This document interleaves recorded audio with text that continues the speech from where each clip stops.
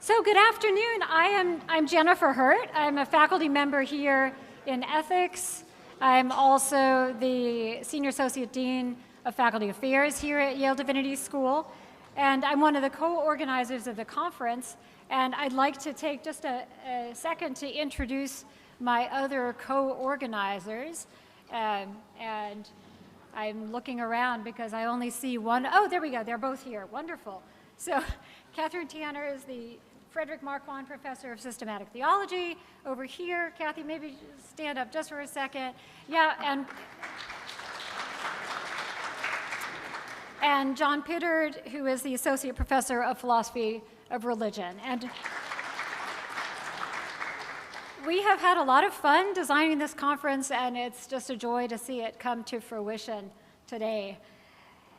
In just a moment, I will invite Gregory Sterling, the Dean of Yale Divinity School, to welcome you on behalf of the school. But first, just a word or two to situate our gathering.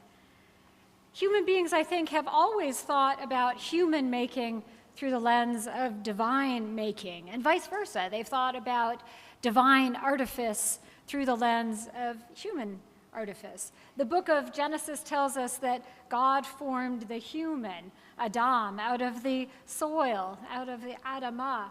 And we're not used to thinking about it this way, but in a way, we could say the Genesis narrative depicts humans as the first form of artificial intelligence, a creation of divine ingenuity, made in the divine image, but unlike our own artificial creations, alive.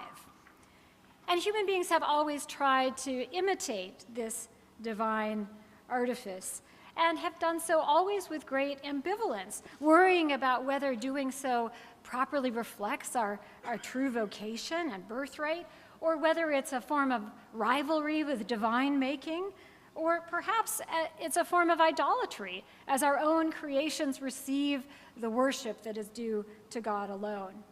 We see these anxieties displayed in a particularly vivid way in the golems of Jewish folklore.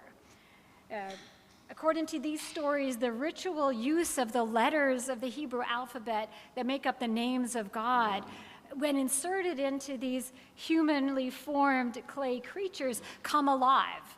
And one of the most famous stories is that of the golem of Prague.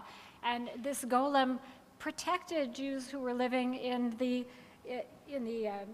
ghetto from anti-Semitic attacks, and it was a wonderful protection until the golem went on a murderous rampage. And so you see that anxiety about how it's possible to control these creations. Well, today, of course, our golems are no longer made of clay. The technologies that we call artificial intelligence have vast computing power. Humans have created algorithms capable of identifying patterns that we, with our own native cognitive abilities, could never have been able to identify. And the present capacities of AI to analyze medical images and diagnose diseases, identify new drugs, reduce traffic congestion, identify fraudulent activity, translate languages, and so much more are, of course, truly amazing. But like any technology, AI is not neutral, and we've already been discussing today ways in which it is profoundly shaping our lives, shaping our social relationships, shaping our self-understanding in profound ways, and we need to bring all of our tools of analysis and reflection to bear in order to ensure that it does not, like the golem of Prague, escape our control and wreak devastation.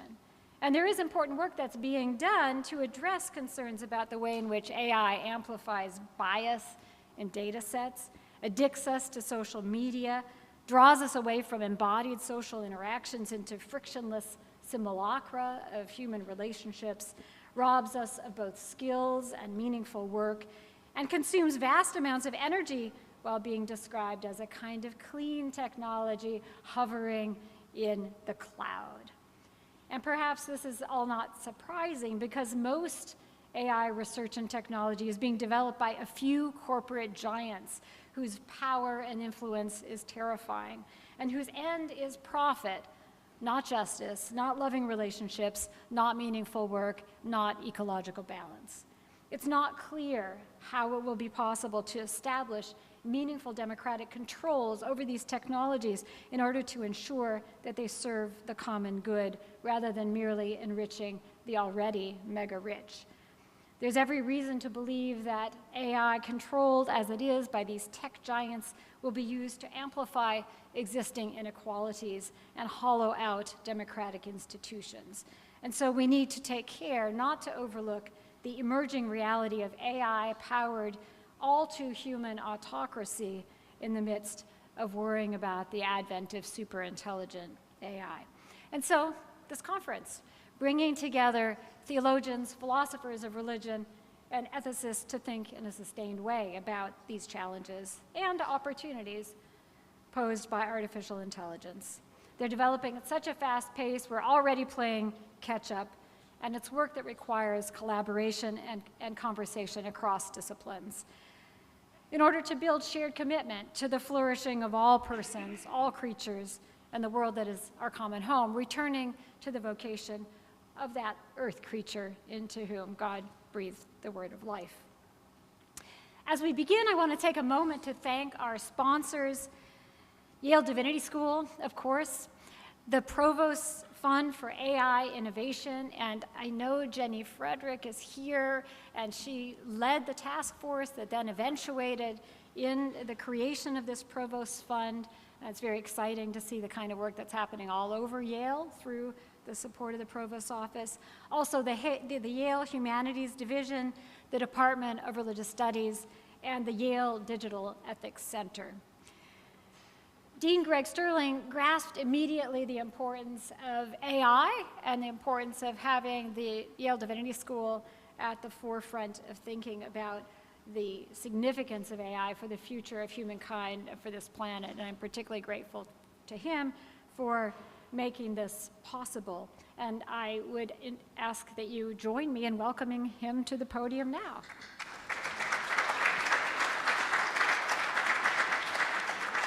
Okay, thank you very much, Jennifer. On behalf of Yale Divinity School and of Yale University more broadly, I extend a very warm welcome to each of you, and also a thank you, because I think you're here to do something that is very important. Let me just say a brief word about the school, and then I'm going to give my little version of why I think this is so important. And I'll be brief. Deans love to talk about their schools. This is an unusual divinity school. We are the most select divinity school in the world. That is, it's harder to get into this divinity school than any other divinity school in the world, to my knowledge. We are one of a few divinity schools that funds all of our students with demonstrated need, with full tuition, and a small stipend for living expenses. We have a very unusual array of offerings in the arts. I don't know of another divinity school anywhere in the world that can offer the kinds of courses in the arts that we do. And we are certainly the only divinity school with a living building going up as a residence hall, but this is the world's most sustainable structure, at least as it's known today. I trust it will someday be superseded, but it's the most sustainable that we know at present.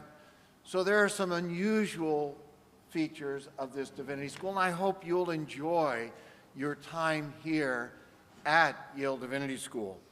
You've gathered to discuss one of the most pressing problems and issues that confronts us today. 3 years ago, people might have debated, should we use AI? Today, it is a fait accompli. I suppose you could challenge that, but you're talking to the wind if you do. It's already here. The question is, how will we use it? I think it has tremendous power to help us, but I also see things that really concern me. So let me give you two illustrations. Tomorrow morning, I have to fly out of LaGuardia, and I'm very happy that I can walk through security. It will have facial recognition. I won't have to stand in a long line. I can go through quite promptly. I'll get to the gate, facial recognition, and I go on the plane. That's a real benefit. On the other hand, I go to certain places and certain countries, I'll leave unnamed, and I see cameras everywhere, and I begin to think I'm making a cameo appearance with Will Smith and Gene Hackman in An Enemy of the State. I know that I'm under surveillance, and not all of it is intended for good. It's not there for my security and well-being. That's a serious challenge in my mind. Let me give you a second illustration.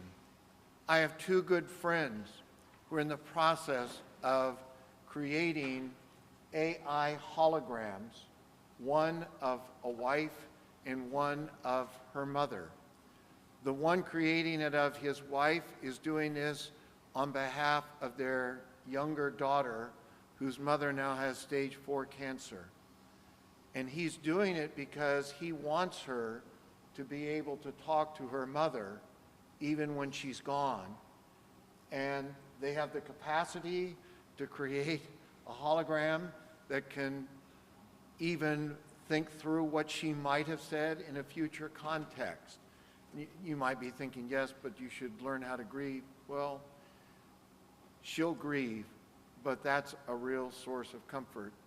Another's a close friend who has a very dear relationship to an aged mother and just doesn't want to think about how do I navigate the rest of my life without ever having a conversation with my mother. On the other hand, I am deeply concerned about some of the advances in robotics. When they will become members of our household, how will we think of these machines that become members of our household? I, for one, have rather serious reservations about what Blake Lemoine, a former Google engineer, did when he hired an attorney to represent Lambda as a person with personal rights.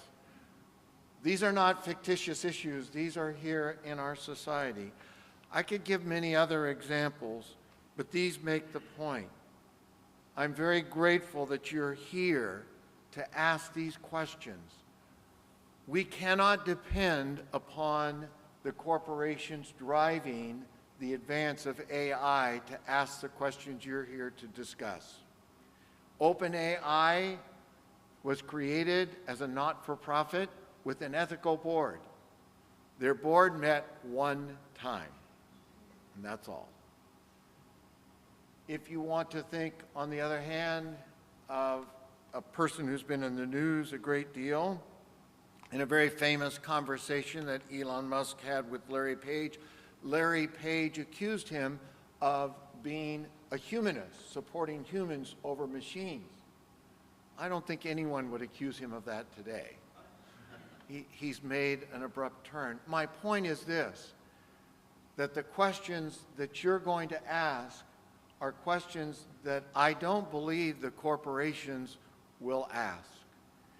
I would hope they would, but I don't have confidence that they will, and I think they must be asked. So I want to thank you for being here, for doing the work that needs to be done as we face a future which is both tremendously exciting and rather unnerving all at the same time. You are doing what universities exist to do, to confront the major challenges that we face. I thank you for your participation and wish you the very best in your discussions.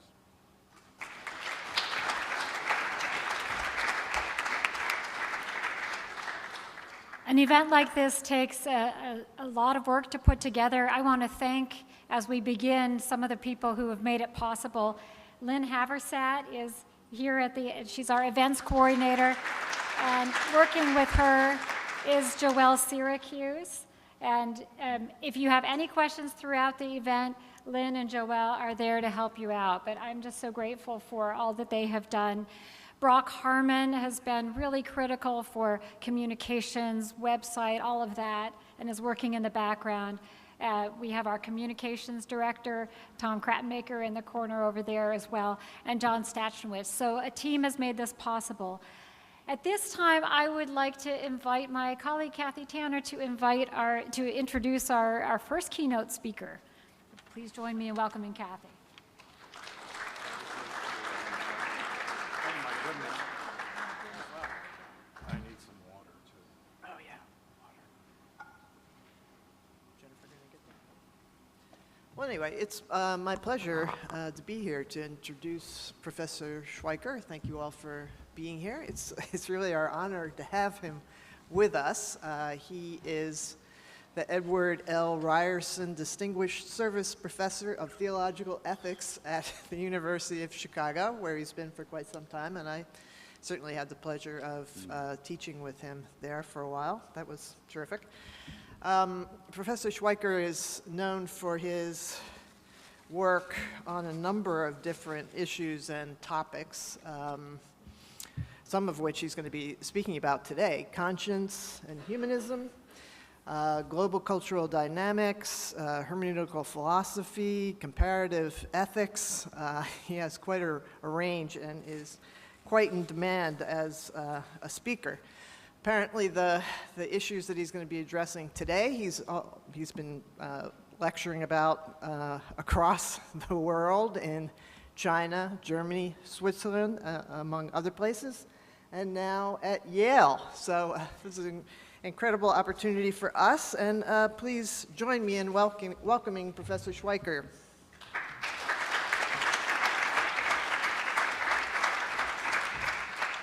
Thank you very much. Let me begin by thanking the organizers of this event. Oh, she's already gone. And especially Professors Jennifer Hurt, Kathryn Tanner, John Pitter, for the kind invitation to speak at this, as you've already heard, extremely important conference. Now, a keynote is an odd undertaking.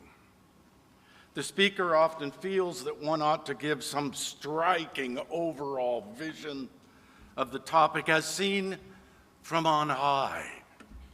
Conversely, the speaker might strike out on their own and give a knock-down, drag-out argument and defense of their own position.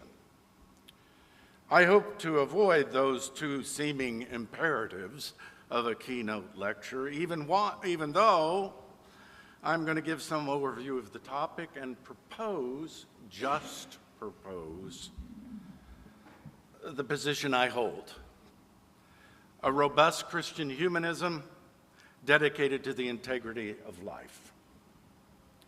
I do so acknowledging that human beings are technological creatures, as well as biological, social, rational, and religious beings. So my gratitude expressed and pitfalls noted, let me introduce this topic and the aim of the lecture. So, problem and stance. The topic of this conference is, in one way or another, profoundly important for anyone who considers contemporary human and non-human life. The astonishing speed of the development of artificial intelligence has sparked reflection by theologians and philosophers on what distinctiveness, if any, human beings possess as individuals and as a species. And this returns us to one of the basic tasks of theology and philosophy: know thyself. Now, whether such wisdom arises from the fear of God, as the Bible puts it, or from awe and wonder, as the ancient Greeks held, is not really my concern. My concern in this lecture is the form of knowledge involved in seeking the ends of humanity. I'm going to focus on conscience as an attestation to our existence as moral creatures, or what Mary Midgley nicely called ethical primates. This means that whatever ends or goods one may desire and seek must undergo a moral task, which is the work of conscience, aimed at respecting and enhancing the integrity of life. Some ends might be desired, but should not be sought. And this means that I, like some other recent moral philosophers, Iris Murdoch, Cora Diamond, Paul Ricoeur, and others, I'm interested in the interior life of human beings, the chaotic flow of thoughts, feelings, impressions that give us a sense of self in relation to a world and others. And like those thinkers, I also hold that human attention, desires, and intentions ought to be directed by ethical aims. That, again, is the work of conscience, or so I contend. Now, traditionally, thinkers like Aristotle and others addressed ethical being by distinguishing between theoretical and practical reason.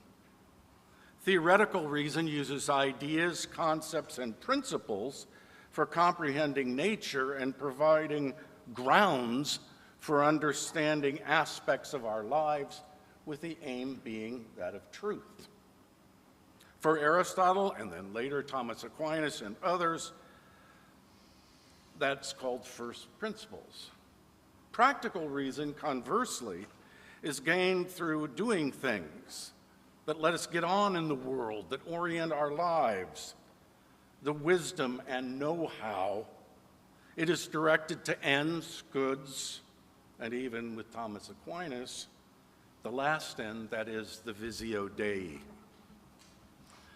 Now, the relation between these two uses of reason is found in the very term Homo sapiens, that is, wise or knowing humanoids. The difficulty for us is that AI, as IBM notes, quote, is a technology that enables computers and machines to simulate human learning, comprehension, problem solving, decision making, creativity, and autonomy.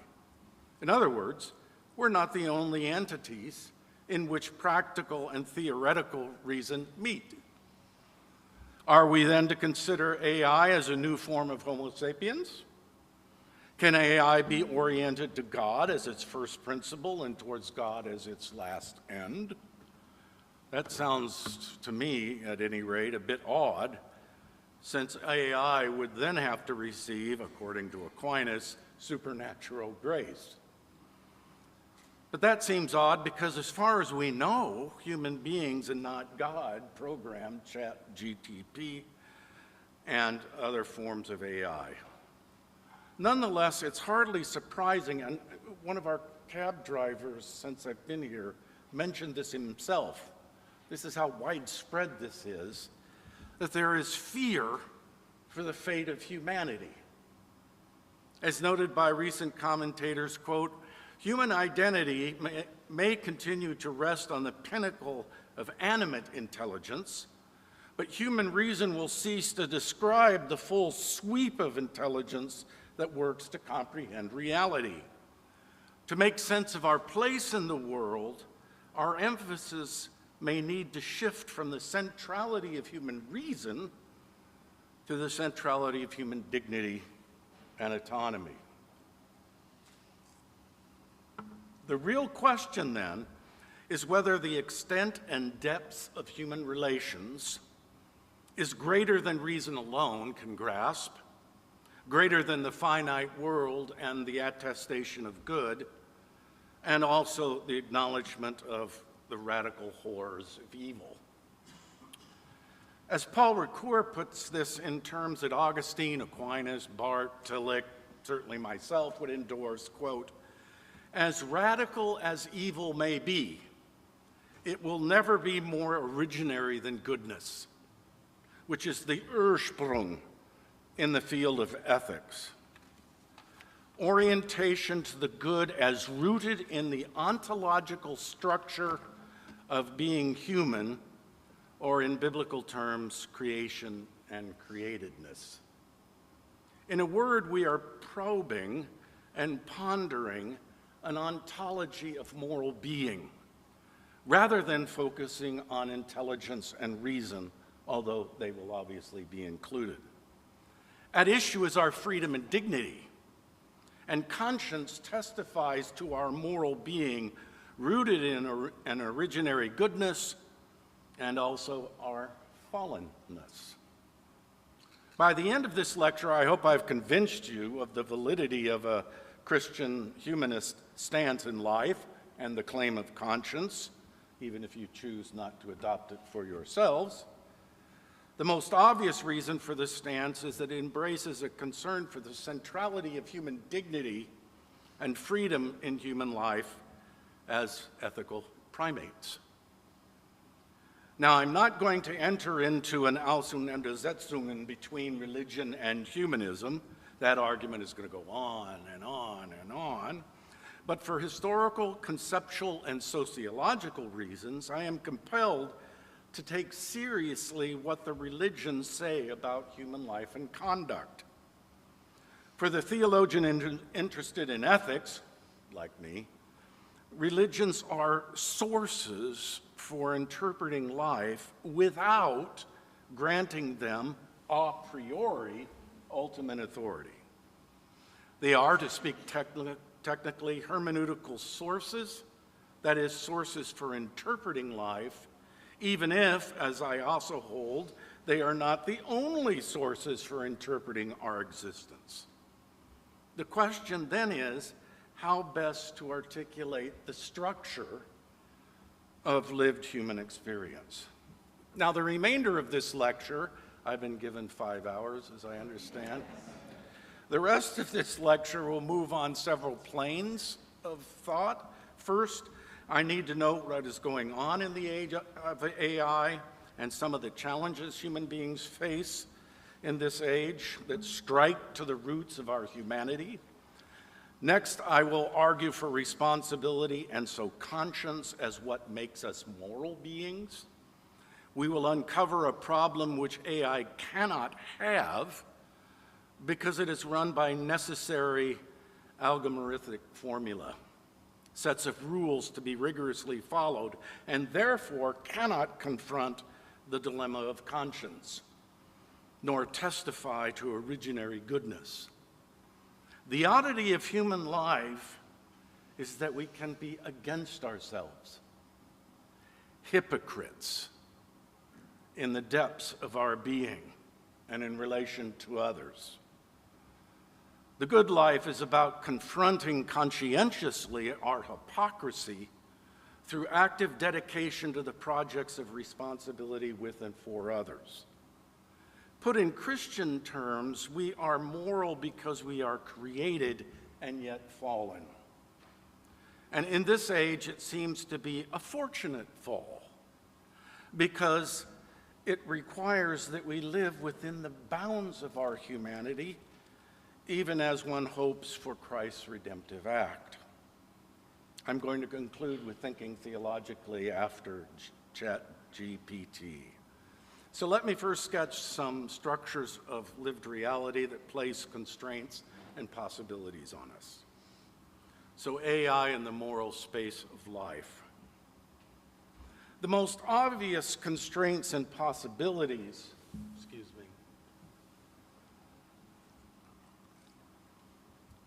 the most obvious constraints and possibilities people now face are decidedly practical in character.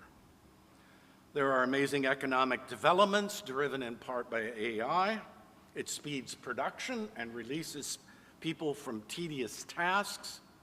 Yet major corporations and their czars, Musk, Bezos, and the others, stockpile billions of dollars, even as economic injustice leaves people in grinding poverty.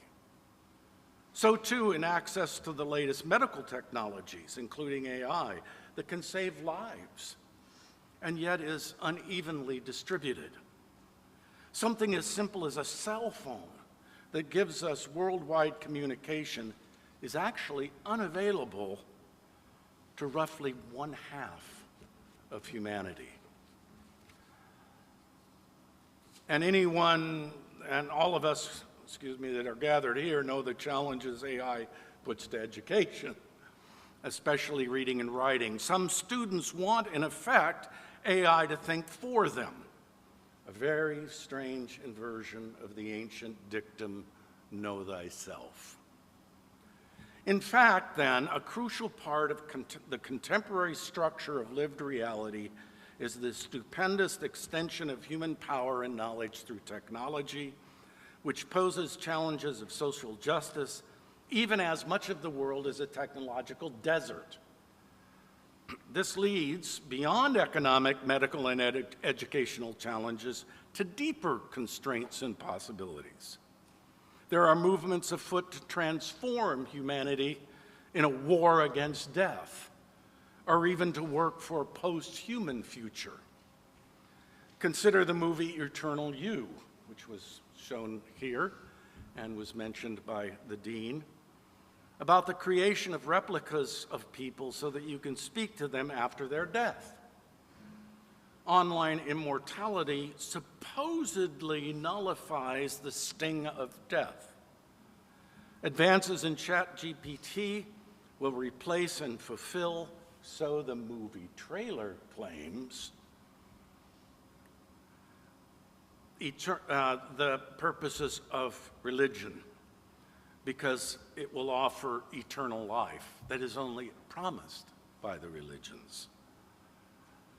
This aligns with the aim of transhumanism to extend life and eventually, thanks to technology, to defeat death. It thereby renders another ancient dictum mute.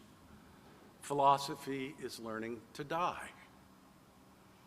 Of course, there have been millennia of debate about the place of death in human life, ranging from accounts of anxiety, a pathway to authenticity, those who curse the day they were born, martyrdom and suicide as the last acts of freedom, and philosophy as a way of life. But aside from the practical constraints and possibilities, we also confront the question of the possibility of technology and AI to overcome the ultimate constraint on human beings, that is, our mortal existence. The question of death and its possible defeat signals the double entendre in the title of this conference. AI and the goods of humanity, that is, ends sought, or AI and the ending of human death and earthbound existence in transhumanism or post-humanist thought. In this light, the challenge of my argument is to walk a very thin line. And so, first of all, is to embrace, or to negate, in technological fantasies of immortality and post-humanity, because they are a denial of the goodness of finite life. And on the other hand, I do not want to thwart the human aspiration to enhance life. One must respect the originary goodness of finitude and yet seek to enhance life. So what then about the age of AI? We have seen that it poses both practical and theoretical challenges. But what of the relation between these? That is, the fact that practical and theoretical reason are two acts of the same being. Recent work has shown, and this is extremely important, that we are actually technological beings through and through. AI has pressed this insight even with greater force. At least since Martin Heidegger, technology has been understood as a knowing and being in the world, a framing, Gestell as he called it. And this is why, again, AI signals a potential revolution in our understanding of reality and human life. Our tools are parts of us, part of tacit knowledge, to borrow from Michael Polanyi, meaning that from which we intend to a subject. For example, we quickly forget that we're wearing glasses in reading a text or about some subject matter. And we even forget the placement of keys on a MacBook Pro as we pound out a lecture.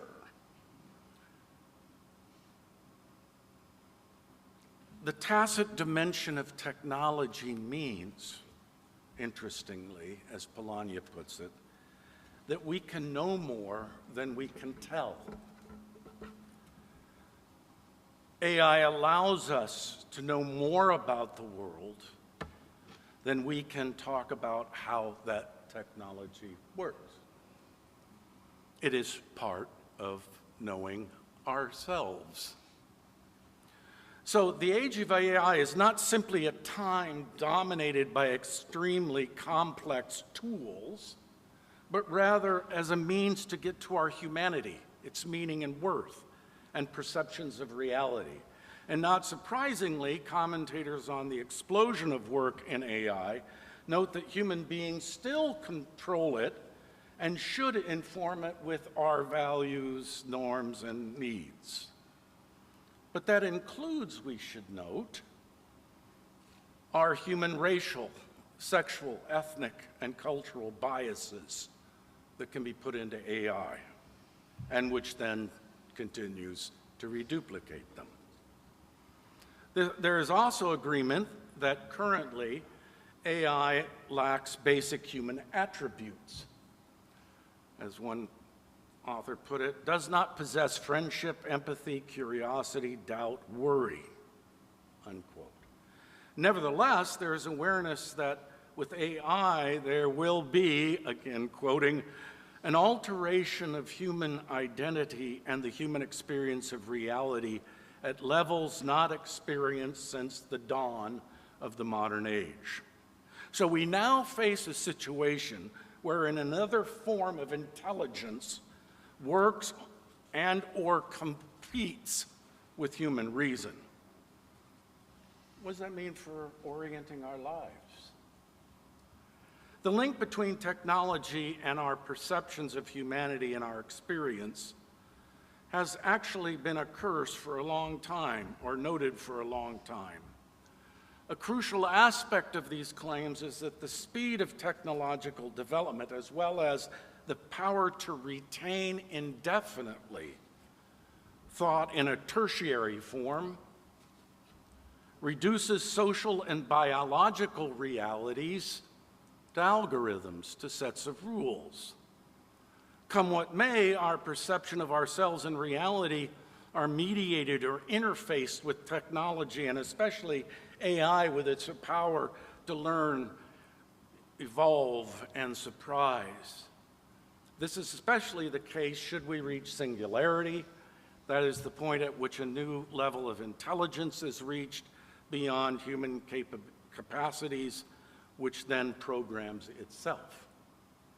Now, in this situation, as an aspect of our age, it is again hardly surprising that people, including cab drivers in New Haven, fear for their humanity. Recall, to make sense of our place in the world, our emphasis may need to shift from the centrality of reason to the centrality of human dignity and autonomy. However, in the light of the fear for our humanity, we find an opening to ponder how conscience and responsibility makes us human. So responsibility makes us human. Is everyone with me to this point?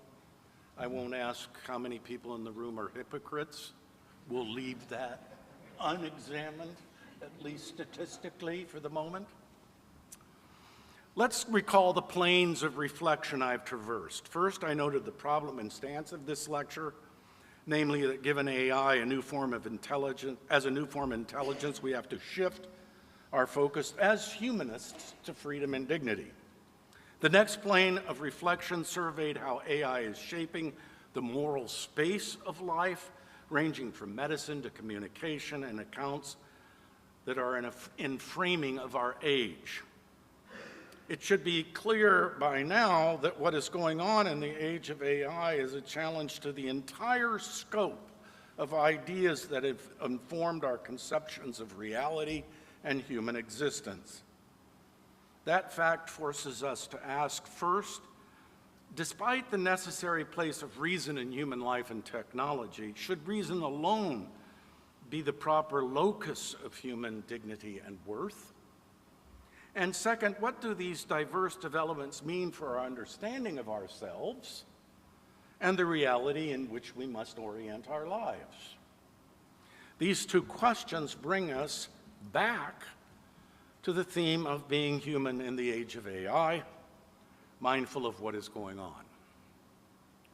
Now, humanists past and present emphasize individual and social agency, human flourishing, tolerance, and the self-determination of human beings, autonomy as we now call it, as well as the human-built environment. However, a troubling question confronts us. Where is humanity to be found? That is, where does our humanity distinctly appear phenomenologically, such that we might understand it and orient our lives towards its responsible flourishing? Is the disclosure of the human in Christ, the humanity of God, as Bart put it? Maybe it's in the Imago Dei, dust that breathes. Is it, again, in the face of the other, as Emmanuel Levinas would argue? Maybe it is self-legislating reason. What is going on in the age of AI is a challenge to the entire scope of these ideas that have informed our conceptions of reality and human existence. Now, throughout the ages, thinkers around the world have noted that human beings have the surprising ability to take a stance towards themselves, others, and even their community. This stance taking is not just self-consciousness. It is also in relation to some standards of good and bad, good and evil, right and wrong, just and unjust, virtuous and vicious, love and hate, and the like. Of course, some believe that we can transcend those so-called binary categories and live beyond good and evil. It is also popular to note that these standards are culturally specific and diverse. True enough. But that diversity, as well as the moral binaries, do not obviate the fact that human beings are stance-taking creatures who abide by or negate some standards as even they make judgments about themselves and others. This fact is obvious in the college student's complaint. Surely it's always wrong to make moral judgments, which of course is a moral judgment and a universal one at that.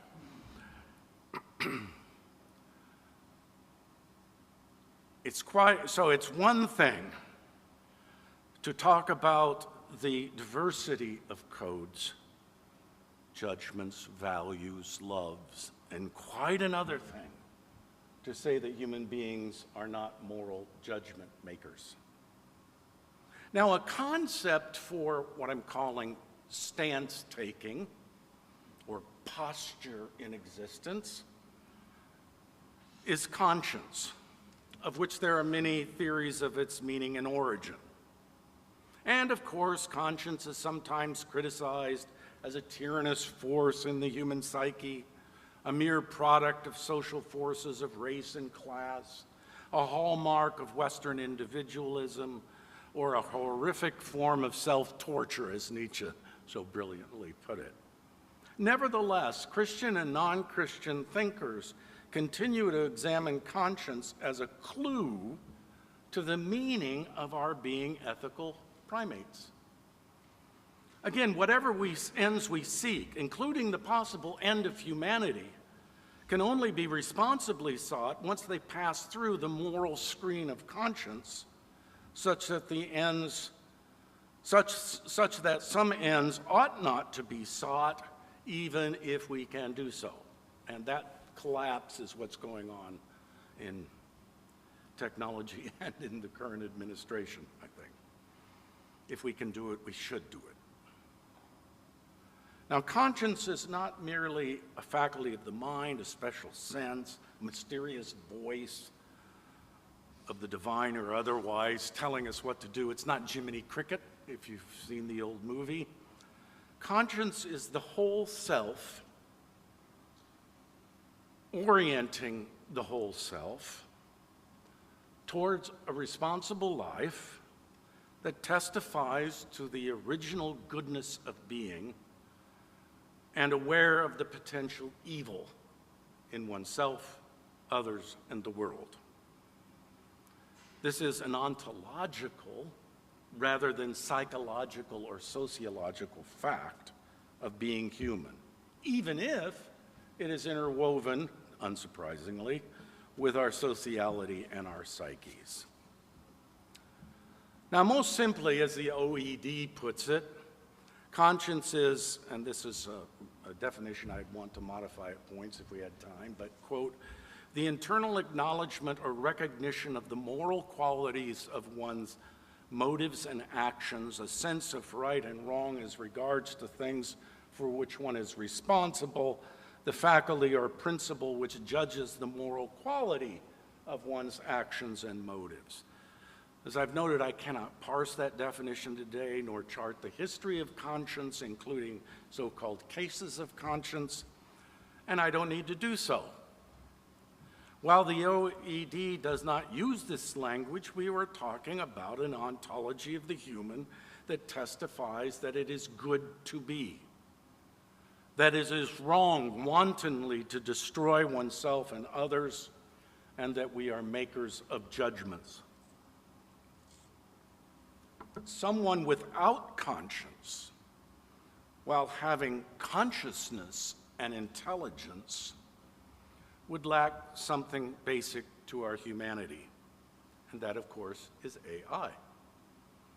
Furthermore, insofar as judgments of conscience are an exercise of practical reason, they must draw on factual and truthful claims about a situation and its persons, and thereby it is an integrative act on the self, drawing together the various elements often in conflict with each other, our desires, wants, intentions, needs, drawing them together into an integrative act of the self. This is seen linguistically in that etymologically, conscience simply means knowing with, conscientia. That is, a self-awareness mediated by some standard. Can the same be said of AI? Programmed to follow a set of moral principles and apply them creatively to ever-changing situations? My contention is that conscience makes us responsible human beings. Correlatively, on my account, AI might be responsible in some measure, but not in a human way. Why? Because human beings can violate the various principles and values they claim that orient their lives. Hypocrisy finds its grounds in freedom and is expressed in St. Paul's discovery of the depth of human faults. Paul notes, very famous, Romans 7:19, I do not do the good I want, but the evil I do not want is what I do. The good is wanted, desired to orient life, and yet not done. Evil, not the object of desire, is what is done or practiced. This has rightly been called by the Jewish philosopher Hans Jonas the abyss of the will. It means that the human condition is marked by hypocrisy. Again, we won't do a test. It's okay. It's okay.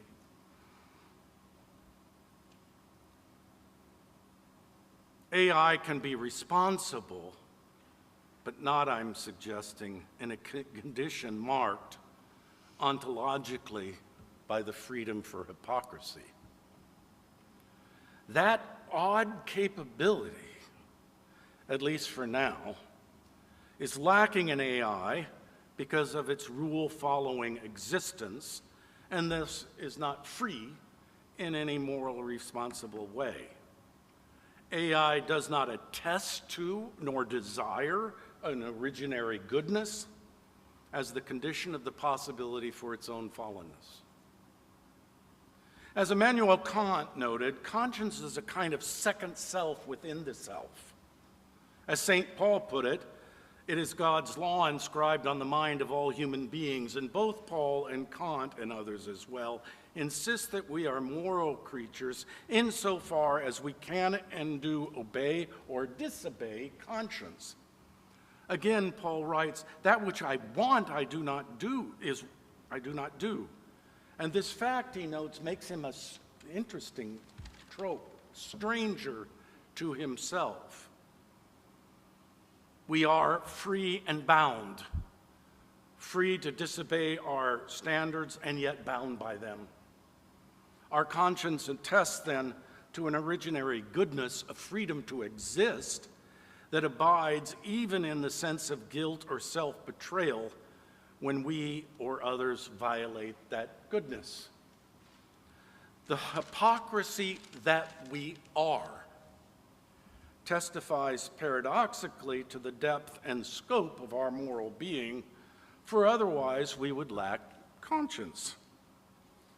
And again, while programmers can encode their own moral stance in AI, it is, after all, their moral stance and not AI's. Now, importantly, religious myths, if we think with them, testify to the paradox of conscience that we are starting to articulate. Consider the myth of Eden. Admitting its many difficulties from our perspective, nonetheless, in the myth of the fall, Genesis 3:21-23, we read these lines. And the Lord God made Adam and made his wife garments of skin and clothed them. Then the Lord God said, behold, the man has become like us, knowing good and evil. And now lest he put forth his hand and also take of the tree of life and eat and live forever. Therefore the Lord sent him forth from the garden to till the ground from which he was taken. Mythically stated, the paradox of conscience is that there is a testimony in the heart of our being to good and evil, and yet we are also dust. We're destined to die. If we think with biblical texts, they seem to have articulated the paradox we've uncovered, the doubleness in our existence. They also suggest that the sense of good and evil is more originary than our mortality, interestingly enough. We know with conscientia good and evil even if we are dust, radically mortal beings. To lack conscience from this perspective is to be only dust, only finite being. To deny morality, to escape our finitude, is also the end or finish of our humanity. Yet there's more to be said as we move into the third hour of this lecture. There's more to be said. We have to think further. Conscience fans out among the three so-called ecstasies of time, past, present, and future. It attests to originary goodness of being and thus expands the scope of our temporal relations to creation. Most obviously, it testifies to the present when we confront the demand of decisions about the conduct of our lives, and thus the constant threat of hypocrisy. Conscience stretches towards the future in the hope of the triumph of the good and the just. More radically still, conscience, thanks to these ecstasies of time, past, present, and future, it's philosophically a very interesting question that you can feel the sting of conscience about things that happened decades ago. It's a very interesting fact of our temporal being. More radically still, conscience, thanks to the ecstasies of human time, is a power for the integration of life otherwise than the unity of practical and theoretical reason. But of course, this just means, as St. Paul knew, the paradox of conscience witnesses to what it cannot finally attain. That is, the integrity of our own lives. And so we find our lives suspended between past, present, and future, lacking the power to integrate our lives around originary goodness within our dust-like being. The claim of conscience makes us responsible, yet also signals our incompleteness, our lack of integrity, and with it the sting of finite being alienated from original goodness. What then does my account of conscience and humanism say for thinking theologically after ChatGPT? Let me conclude with some thoughts on that question. So thinking theologically after ChatGPT. Now actually, I've been hinting at an answer to this all along. If we want to affirm and testify to the goodness of finite being, rather than to seek a technological overcoming of our finitude, then we need to find that goodness not in reason, but in human dignity and freedom, that is, autonomy. In order to do so, we must examine philosophically conscience, even while deepening such reflection by way of biblical thinking through myths and the various forms of discourse, Paul's, for example. This is neither a method of correlation, as it has been called, nor a liberation theology as such, nor radical orthodoxy, whatever in the world that means, but a theological humanism dedicated to respecting and enhancing the integrity of life against what demeans and destroys that integrity. In this theological method, religious inquiry and secular humanistic thought mutually coexist and mutually enhance each other. The Christian theological humanist respects the difference between biblical and philosophical thinking, and yet seeks to enhance thought by mutual engagement. That's what I've done today. This is required so that we do not endorse any idea of there being two truths, one truth for Christians and one truth for non-Christians and non-religious people. That's dangerous in the realm of ethics. The claim of conscience to respect and enhance the integrity of life with and for others is not for believers alone. In terms of the content of thinking theologically in our time rather than method, we have found not only the oddity that the hypocrisy that we are discloses the depth and scope of being human, not limited to algorithms or the technologies they empower. In a way, and I'm making a revision on some patristic thinking here, in a way, the paradox of conscience is a felix culpa, a fortunate fall, because it opens a realistic hope that can and should reorder life around created goodness, a new creation, mindful of the limitations we confront.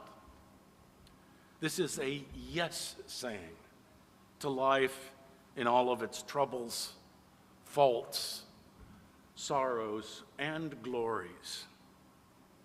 As theologians through the ages have argued, it is a sense and knowledge of the power and reality of God That is, as such, the God who is, as such, the integrity of life. How to communicate this truth is the task of theology, now in which human beings must live with other forms of intelligence, such as AI, but without the fear of the loss of our humanity, but also without the desire to somehow, by technology, to escape our human condition. It is, in distinctly human Christian terms, the power to live in the power of the Spirit of the living God, made possible through the Christ, who's truly human and truly divine. In this way, one can confess that Christ is the conscience of God. Now, elaborating such Christian theological humanism is obviously beyond the scope of this lecture, but I want to conclude by stating clearly something that marks a shift in this lecture from scholarly argument to overt ethical oration. In an age in which forces seek to warp and distort conscience, to deny the goodness of being alive, that revels in falsehoods, ruins institutions meant to teach for the future, to feed the hungry, to clothe the naked, to heal the sick, and that exacerbate horrific economic injustices. In this age, the task of theology is to challenge those idols that are all about us and within us. And conscientious people wherever, whether religion, whatever their religion, nation, race, or creed, must labor by all means for the integrity of life. That is now the task of conscience and the ends, the goods of humanity. Thank you very much.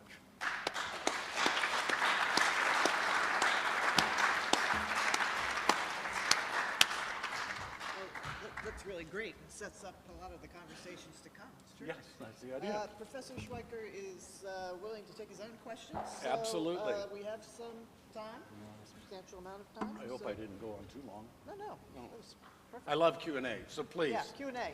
Yes, bring it on. Yes, sir. How would you tie the focus on... Oh, yeah,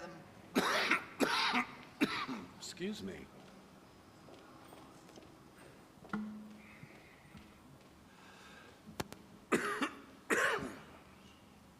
If you feel that a shift from a locus on human reason, or that we ought to shift the locus of being human from reason to conscience, is the focus on reason that we've had thus far tied to a neoliberal focus of humans as producers of Homo economicus or something along those lines? Well, that's clearly one implication of it. I mean, we could trace out through social theory the work starting with Weber and then moving up to current what's called systems theory, which sees late modern societies as interlocking subsystems, each with their own value and code. So we have, where is she? The military interacting with the economy, interacting with the educational system, interacting with politics, and all of those are dominated by rationality. So it's not just economics. I think that blinds us to the actual complexity of what's going on. What happens in these highly differentiated systems that are modern is that each of the subsystems seeks to gobble up the others. So right now, economics is trying to gobble up other things. But if you've watched what happens to the markets with political decisions over the last week, you'd see that politics sometimes tries to gobble up economics. It is also the case that each of these subsystems have their own codes. So money in economics jurisprudence, in law, power, in politics, education, and the question is how to interface these different value systems. That's how I look at it. So I think the problem is actually broader and deeper than you suggest, and I worry that a focus always on the horrors of liberal capitalism blind us to what is going on in other subsystems. Okay, is that getting to your concern? Yeah, great question. Yes, sir, back here.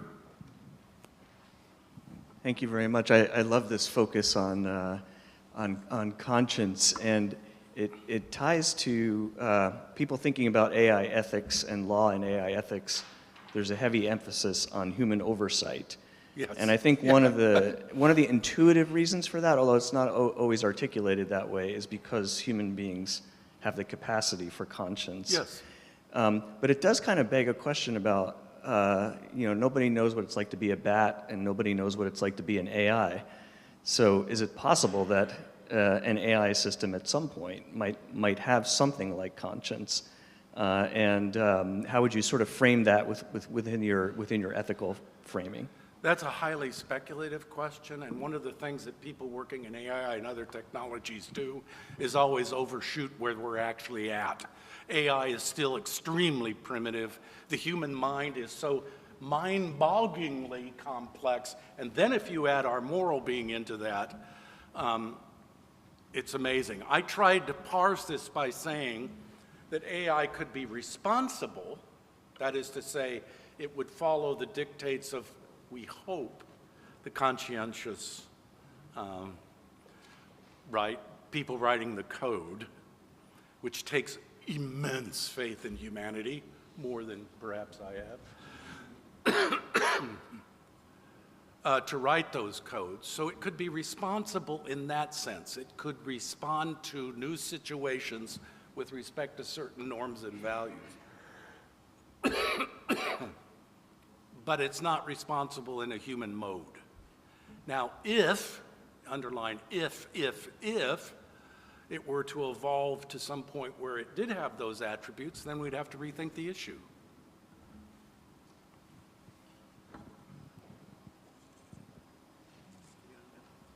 Uh-oh, here comes hard questions. The philosopher of religion.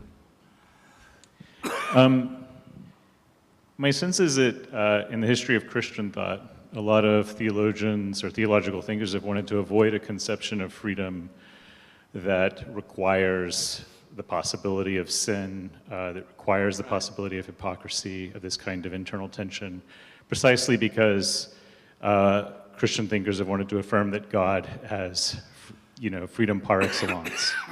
And so I worry about this move, although I'm actually quite sympathetic to a contrary position on what freedom requires, but I'm worried about this move to suggest that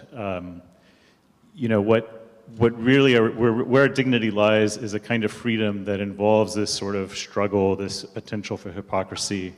What about the tradition that says, the purest kind of freedom is that which is automatically and unproblematically, responsive to the good? And so on that view, AI rightly programmed would have a more divine kind of freedom, than humans are capable of.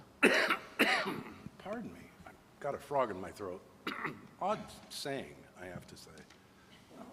Nonetheless, I have one. Well, as you know, there are different traditions within the Christian tradition.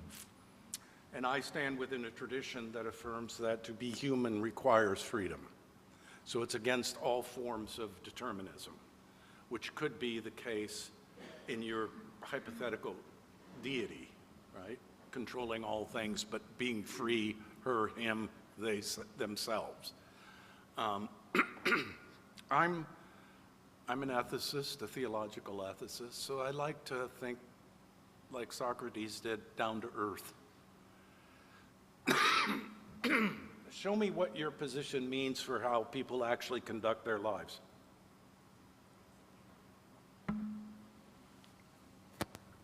Sorry, I'm not ready to do that.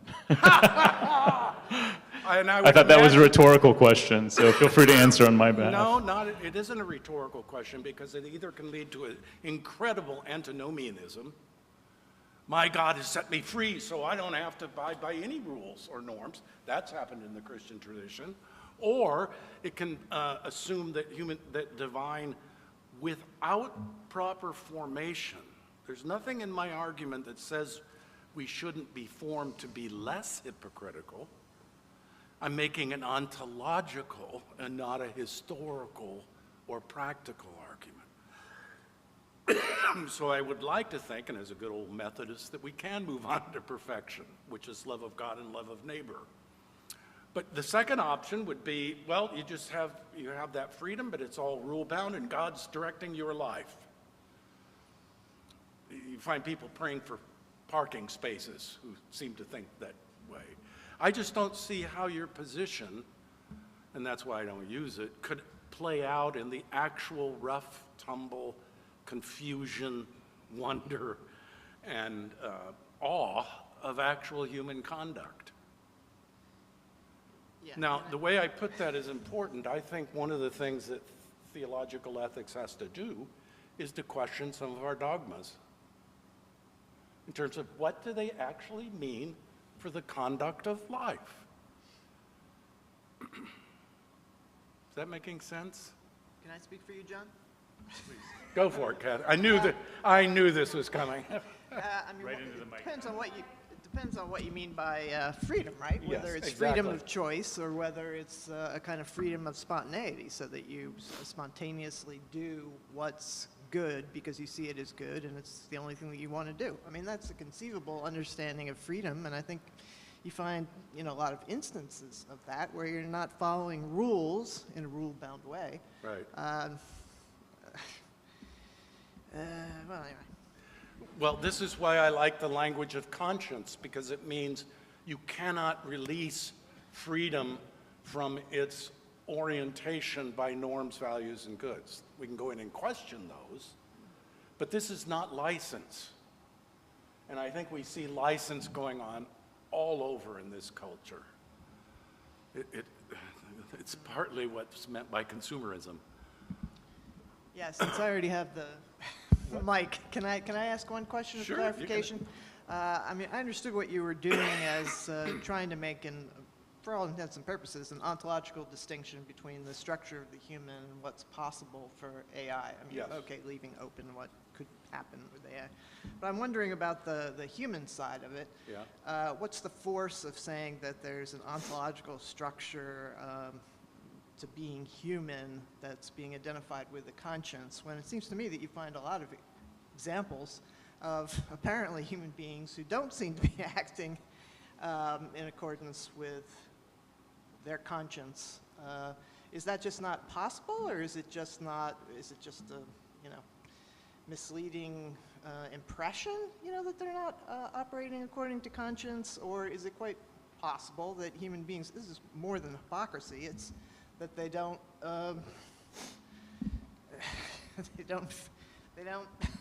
see that their humanity is being constituted, as a kind of ontological structure by what you're describing.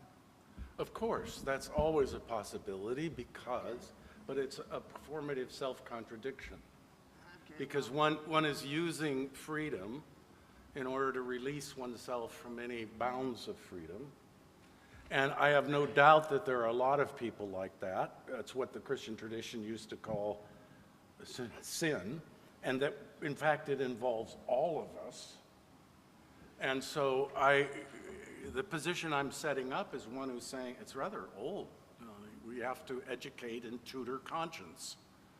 I'm merely seeing that as a synecdoche, a part describing the whole of our being.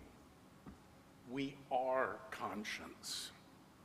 We are our whole selves acting on ourselves to integrate life with and for others. So all of us are in that state in some respect. Do we remain human? In principle, but we're denying our humanity, which I think the Christian tradition is also seen as a fact of sin. Okay? Yes, sir. Another philosopher. Oh, no. Thank you. So at one point you identified one of the disagreements between Christian humanism and transhumanism in terms of, so the Christian humanist appreciates or recognizes the originary goodness of finite being, whereas the transhumanist doesn't, and that's why they want to overcome our finitude and ultimately defeat death through technology. So I was wondering how deep the disagreement here really is between the traditional Christian thought and transhumanism, or at least whether this correctly diagnoses the locus of the disagreement. So on the one hand, of course, Christians look forward to the resurrection of the body and the life everlasting. I think it would be a bit of a bummer to miss out on the life everlasting, so that suggests that like some kind of non-finite being has supreme value within traditional Christian ways of thinking. Secondly, I mean, my reading of scripture and tradition suggests that like Christians have generally taken the fact of death to be a bad thing, a regrettable thing, something that results from the fall that would not have existed if not for the fall, something that was thankfully defeated in some sense by Christ, even though, of course, there still is our biological death. So, I mean, that makes me suggest that there's not like a wholehearted affirmation of the goodness of specifically finite being and our mortality in the tradition. And it makes me wonder, like, isn't the real disagreement just in the means of achieving everlasting life? I mean, of course, the transhumanists typically think that the way to get there is through technology. Typically, that's presumably because they don't believe in a God or a supernatural agency that could bestow it. But yeah, why think that the difference is whether they affirm the goodness of finite being versus the means of achieving something beyond that? Okay, let's start at a little different place. And I don't mean to put you on the spot, but you raised the question. Are you baptized? I am. What is a baptism? It's a ritual murder of someone to have them reborn into the body of Christ. Mm-hmm. Death is not always negative in the Christian tradition. Do you take the Eucharist? I do. Ah, well, then we have the celebration of Christ's death and resurrection there.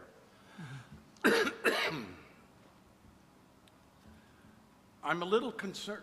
I do think that the difference comes down to this affirmation of finitude or not. Overcoming death is trying to overcome the finite condition in toto, not in some heavenly future state, which we can use myth and image to talk about, but through our means. It's a magnificent form of works righteousness. We're going to make ourselves perfect, and we're going to escape the sting of death by the application of this particular technology. And I stand in a line of thinkers who worry that such moves are cloaked nihilisms. They see the finite condition as what is wrong. So when I say affirmation of the finite condition, I mean more than just death. Death is part of it. But would we know human life at all if there wasn't death? The ancient Greeks debated this. They kept saying, why do these Olympian gods keep playing with us? They're immortal. And the reason was they're bored. No one ever asks, if you get transformed into eternal life, what in the hell are you going to do? It could be the most boring. I can imagine Mark Twain going wild on this, harps and singing songs, and no one ever seems to speculate on what one would do, whereas religious myths have those within them. This is why, methodologically, I always try to use religious discourse and myths to articulate certain structures of life that are missed on a purely philosophical account. Is that getting to your concern, or have I just dodged it completely? Is the claim that everlasting life is a myth? I mean, of course, a lot of the the imagery surrounding it, but I mean like the... I'm using myth as the way it's used in academic study of religion. It tells a truth in a different way than propositional truth. So I think as scholars of religion, we should never denigrate myth. If you do, you denigrate one of the major linguistic tools that the world's religions use, right? So I moved in the lecture, I had propositional claims, St. Paul, but also mythic claims about the Garden of Eden, and philosophical arguments, and was trying to show how they can mutually reinforce each other. Thanks for the question. That was thanks. great. That was great.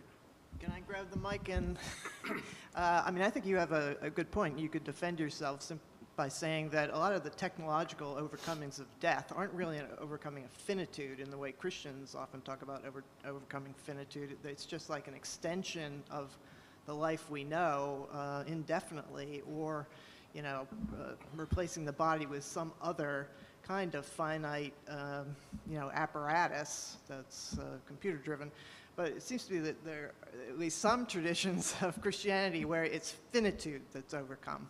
It's not just, you know, a question of the kinds of things that are technologically overcome within. Anyway, yeah. This raises a very personal, and then I know someone had a very personal religious moral question. Would you really want to just be yourself eternally? No. Could you stand to be with yourself? That's the technological. Yeah, that's right. That's the technology. It's strange. Someone had their hand up over here. Yes. Where are we at? Had to write it down. You've talked about a need for a movement away from like what it means to be human, from reason to responsibility and dignity. That's what I heard.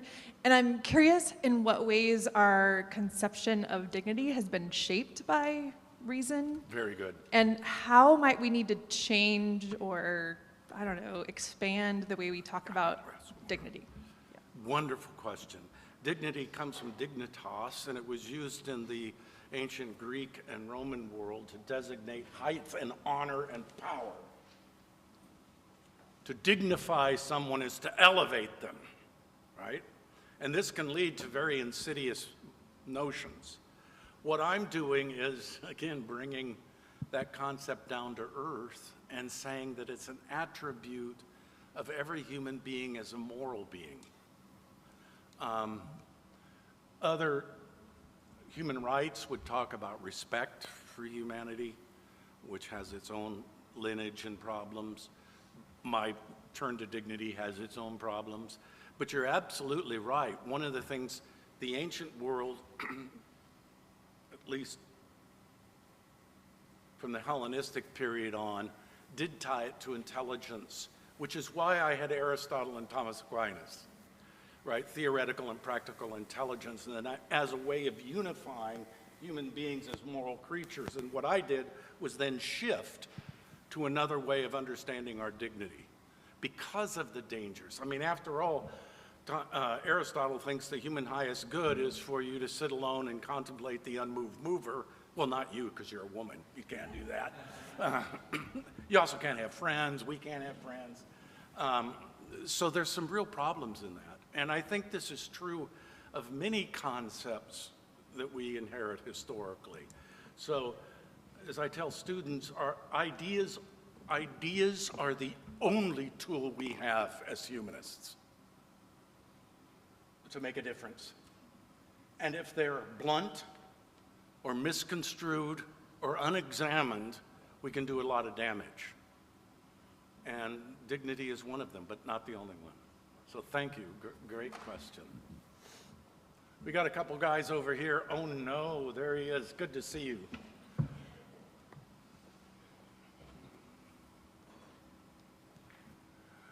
You said Christ is the conscience of God. Yeah. A couple more sentences, please, to describe that. And might there ever be a day where the Father and the Spirit might disobey the Son? Not if we're monotheists. But I've used this concept for a long time. I need to elaborate it more, but let me try it this way.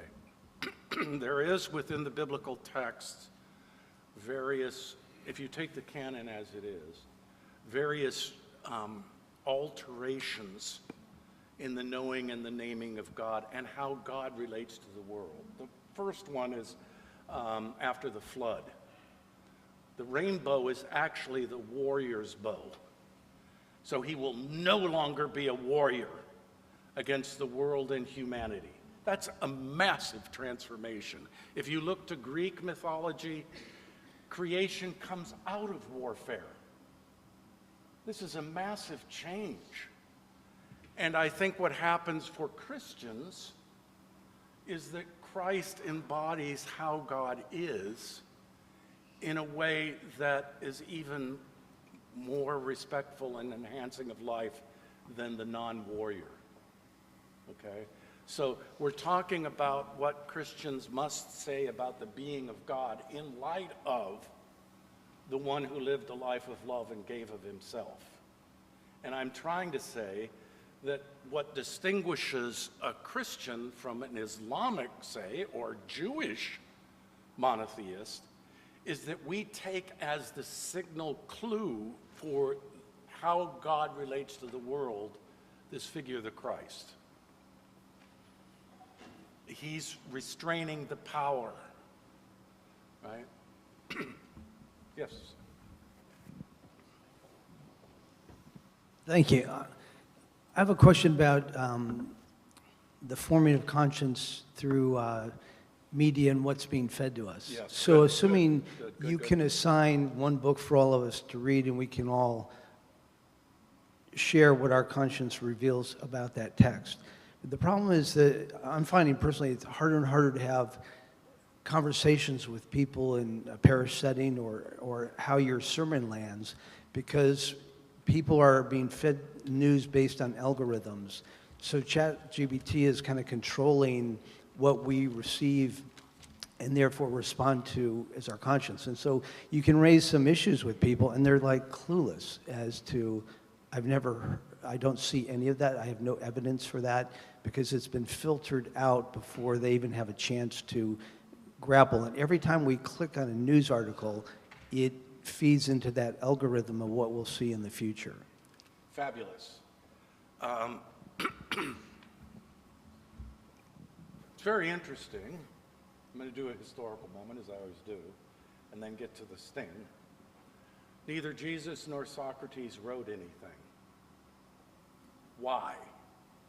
Because writing is a technology. It's a way of we download our memories and experiences into words, which then can be carried and communicated for millennia, such as in Scripture. So it's not a new phenomenon, but there are counterexamples. But the main thing, at least from the perspective of this lecture, is just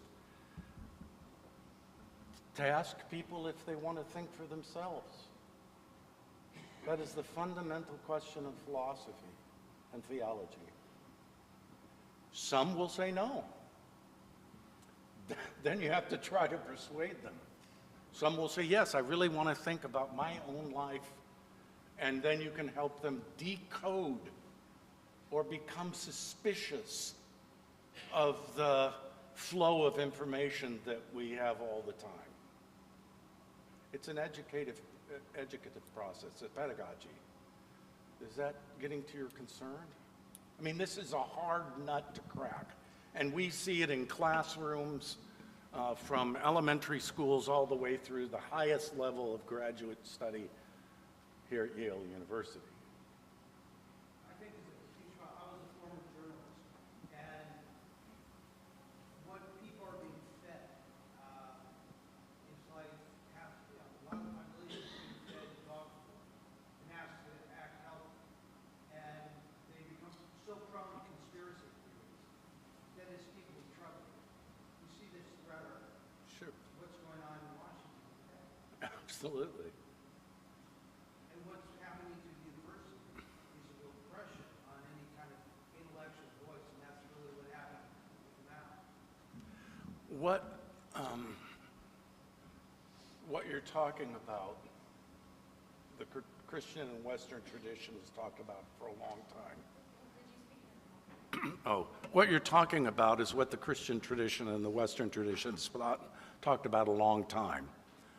Unfortunately, now it is identified with just one period in Western thought, and it's vilified, wrongly, I believe. You're asking those people to wake up, to be enlightened. The media in this country is putting us all existentially asleep. The reformers thought that or at least Luther, thought that one of the main uses of the law was to wake you up, that you were in this world as a sinner. So the Christian tradition has always granted that people are asleep, they're not awake.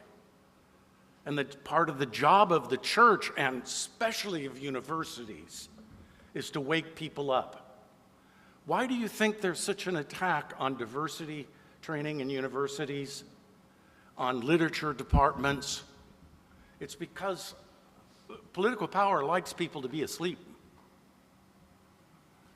There's no easy answer to this. This is the vocation of the university and the churches, right? Because only when people are awake can you start making assessments about how one ought to live their lives. Otherwise, you're just going through,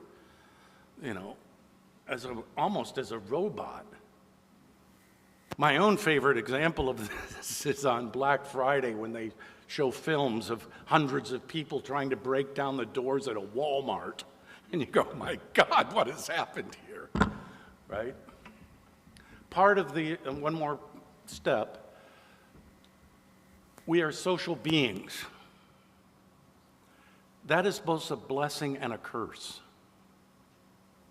It's a blessing and a curse. Our very sociality can be used to numb conscience and put us asleep. And media in its various forms is one way to do that. And I don't know there's no silver bullet here. This is just the work of the university and the churches, in part. Oh, we got lots of folks. I don't know who's Kathy, maybe you can. We need some kind of emperor here or whatever. Yes. Thank you.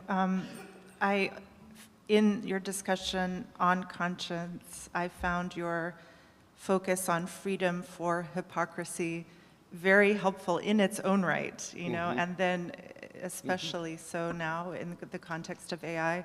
The question I have is when you talked about consciousness and intelligence, if I understood you, you were using those to describe AI, and I have heard and myself understood consciousness to be something people have been attempting to use to describe humans.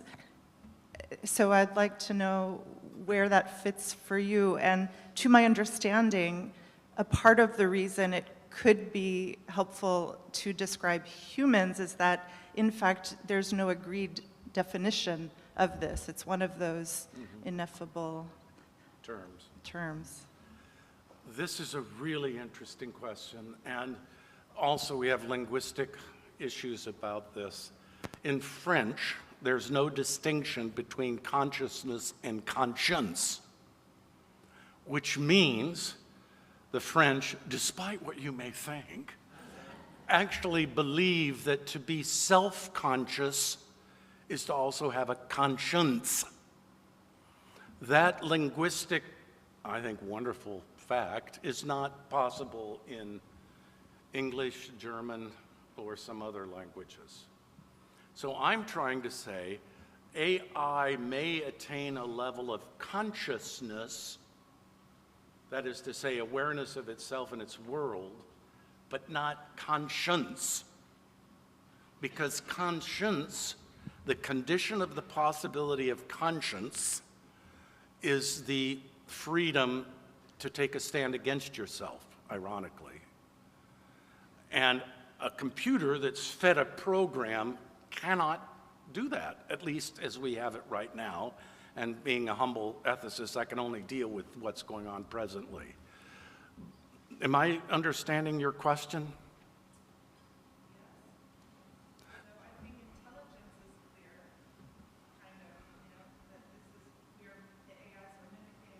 Intelligence.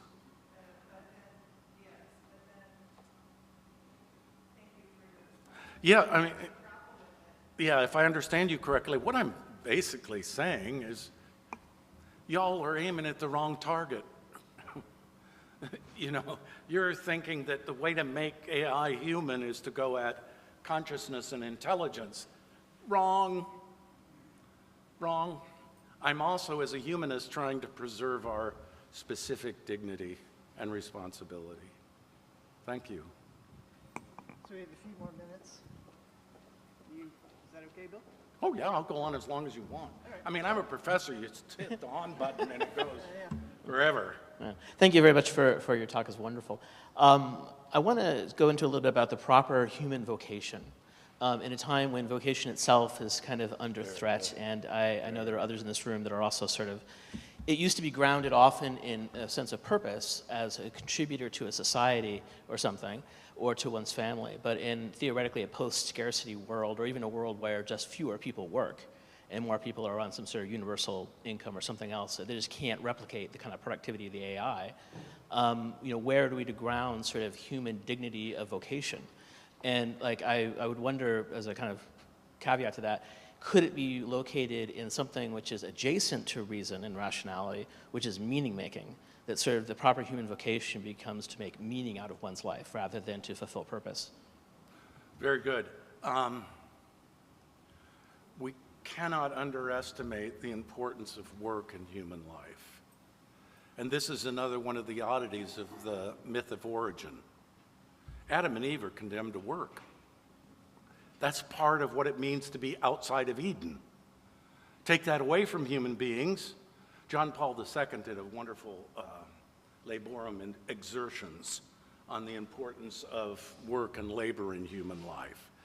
So you're absolutely right. This question of where vocation can shift. And vocation originally was used in monasteries and priesthoods. A vocatio is to be called, or a Berufung in German. You're called into a certain trade. We have to be able to see that we're called into being things like citizens, spouses, partners, lovers. Whatever activity we're engaged in, if one is a Christian, that should be part of one's vocation. Now, if I may, I have only one addition I would like to add to your meaning making. I think one of the problems in the current university is that the humanities have given up on the question of truth and clung for their dear life to meaning, right? We got to reopen the question of truth. What if one's meaning making is untrue? See the media right now. What if one's meaning making is violent or hateful? So I always think the question of meaning, that is to say, the significance and import of things for oneself. In my field, it is a reason for action. If something is meaningful to you, you will act on it in some ways, right? But I think reasons for action have to include norms like truth, goodness, justice, and so on. Okay, thank you. I can take as many as you want. I had a nice meal here. I don't know when the next session starts. Well, we've got a break at 3:15. Okay. Thanks. So when you mentioned this internal debates or fights with oneself, I cannot help think about all these dual theories of cognition, like left brain versus right brain, or system 1 versus system 2, or they have many names. I wonder whether you think there's something in this binary descriptions of cognition that might map onto the onto this conscious versus self discussion, or are all of these systems, let's say, in one team, and on the other side, there's the I that is beyond everything. I'm just curious. Thank you. Very good question. I don't know about the work in brain theory and so on enough to give a really careful and cogent answer. I will say, however, that the term binary has been thrown around to very destructive ends. It assumes that a distinction is a separation, and that is not true. Furthermore, I think that most of the quote-unquote binaries we use are actually better seen as insisting on multiple perspectives on any phenomena. So if you want to understand the human brain, you've got to see it from various perspectives, not just one. So I think body and soul would be another example. Those, I think, are actually signal different interpretive perspectives that one has to examine. So I guess my main concern would be if we could find out enough in the neuroscience and so on, we might see that conscience is involved in that. But the main point to make is that we have to see realities from multiple perspectives. Okay, I think we've got time for one more question. Pears Anderson here has been. Yep.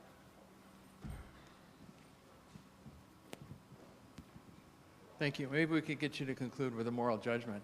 I appreciate your reframing today. We're all looking for some framework to begin to make sense out of AI. The way you framed it is extremely helpful for me. But I want to go back to your walking the fine line and where you come out on things. So I just finished reading Genesis by Kissinger, Mundy, and Schmidt, which I would recommend as a very powerful exploration of the future of of bots and of superintelligence beings. And they do an incredibly powerful analysis of where this is going, but in the end give us basically a techno-optimistic solution. We're going to figure this out. This is essentially a good thing for the human and I think it's an irresponsible conclusion given everything they've argued. So, given your ethics of respect and enhancement, Yes. which always emphasize above all respect, Yes. and then enhancement, how do you wrestle with those who are calling for a moratorium on superintelligence research now? You know, do we have any examples in history of any technology where we paused to figure out the ethics? We had this discussion at lunch. Is there a basis for an ethical pause, or do we try as ethicists to work within these structures of discourse that are still being built, that are not ready for the kind of work that's being done in corporate America? Very good. I actually cited that book in the lecture. I didn't tell who it was from, but the Kissinger volume. I noted that in the Kissinger volume, I think we're talking about the same book.